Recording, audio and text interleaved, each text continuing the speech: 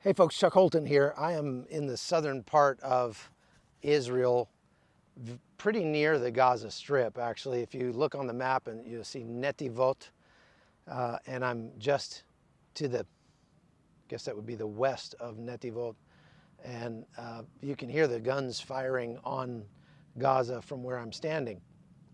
The reason I'm here is to see this car graveyard behind me.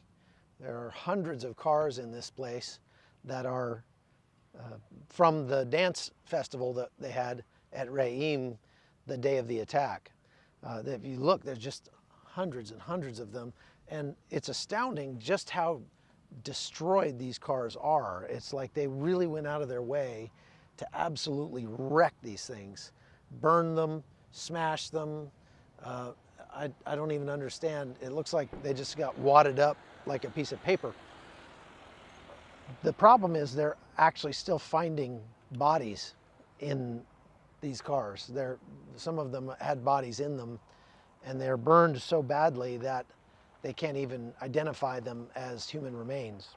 And so they've employed archeologists from Jerusalem to come in here and go through these vehicles one by one and try to identify anything that might have been human at one point.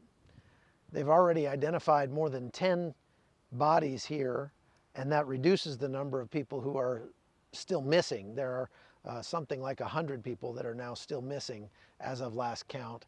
And the archeologists that are scraping through the remains here are doing their best to try to reduce that number.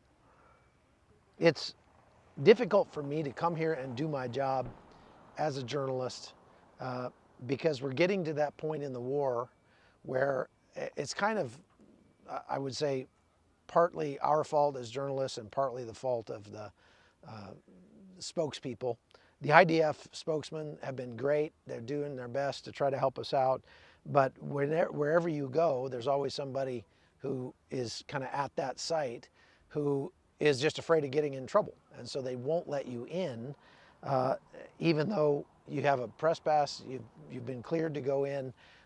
They want practically a phone call from Bibi Netanyahu himself to allow you to come in and see a pile of junk that, they're just worried that they're going to get in trouble for letting people in. And part of that is because they're just getting flooded with journalists.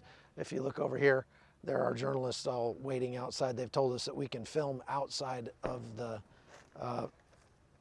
junkyard there, but we can't go in.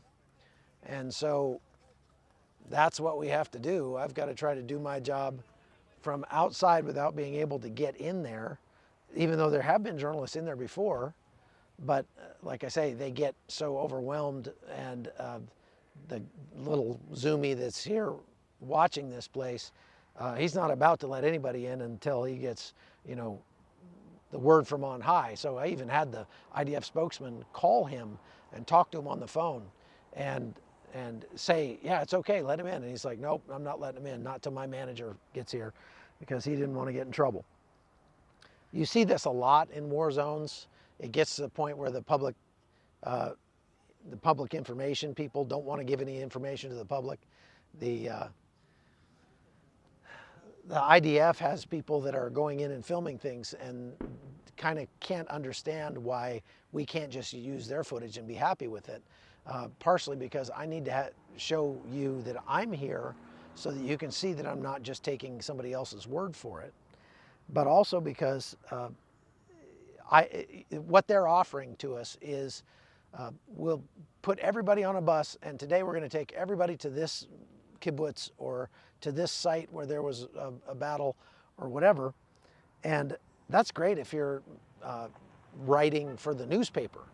But when you have 70 journalists who are all crowded around in a small space, all trying to get the shot and everything, they're all getting in each other's way, they're jockeying for position, they're making noise, they're talking over your audio. When you're making television, it's very, very hard to get meaningful, decent footage that way.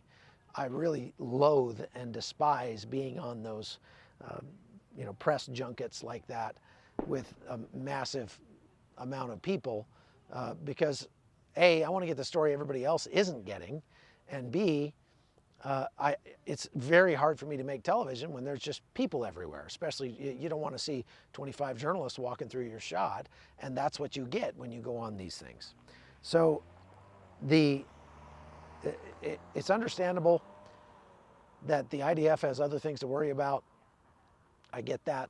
What they need to understand is that we are an important facet of the information war, and the more liberty they can give us to go and get the story, the better those stories will be, and the more play they will get around the world.